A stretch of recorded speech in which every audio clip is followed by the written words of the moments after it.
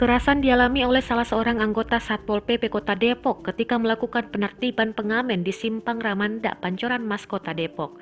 Salah seorang perwira Satpol PP Kota Depok, Rukbi, mengatakan satu dari sejumlah pengamen yang ditertibkan ini mengamuk dan memberikan perlawanan. Akibatnya, seorang petugas Satpol PP Kota Depok mengalami memar usai dipukul dan dicakar oleh pengamen yang mengamuk tersebut. Perlawanan, mereka dibawa ke mobil berontak sampai salah satu anggota kita dipukul, kata Rukbi di Polres Metro Depok pada Kamis 22 Juli 2021.